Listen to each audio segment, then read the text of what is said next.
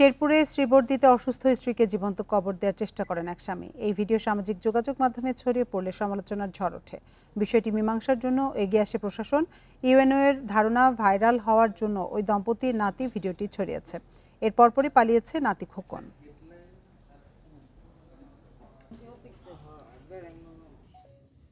শ্রীবর্দীর কানিপাড়া গ্রামের বাসিন্দা বৃদ্ধ খলিলুর রহমান। তার স্ত্রী খোশেদা বেগম ৬ বছর ধরে পক্ষাঘাতগ্রস্ত।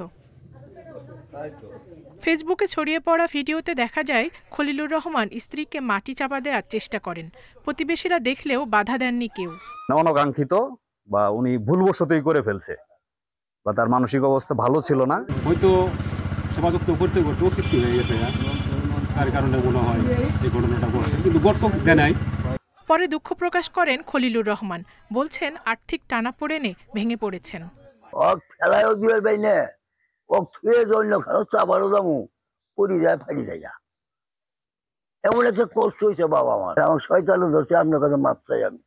এরই মধ্যে কলহ মিটমাট করা হয়েছে। প্রশাসনের অভিযোগ ভাইরাল হতেই ফেসবুকে ভিডিও দিয়েছেন নাতি খোকন। তো বিদ্যুৎ আমরা খোঁজাখুঁজি করতেছি, যদি ওদের ভুক্তভোগীর পরিবার থেকে কোনো লিখিত অভিযোগ আমরা পাই, তৎক্ষণাৎ আমরা আইনানুগ যা ব্যবস্থা গ্রহণ করার আমরা সেই ব্যবস্থা গ্রহণ করব। ডিজিটাল অসুস্থতা, সেটা হচ্ছে তার নাতি, উনি যিনি ভিডিও করছেন, আমি ওনার সাথেও কথা বলি, তো স্থানীয় চেয়ারম্যানরা বলে যে নানা নাতির মধ্যে একটা আলাদা সম্পর্ক। এখন নাতি দ্বারাও সে ইন্সপায়ার্ড হইতে পারে যে না না এইভাবে করবা, ইনস্ট্রাকশনের যে বিষয়টা, যে না না এইভাবে করো, তাহলে কিন্তু এইভাবে হলে ভিউ বাড়ে বা এটা মানে এরকম একটা হয়। এই একটা মিলিত কম্বিনেশন হলো কালকের এই রূপটা। খলিলুর রহমান ও তার স্ত্রীকে বৃদ্ধাশ্রমে পাঠানোর চেষ্টা করা হচ্ছে। Independent news.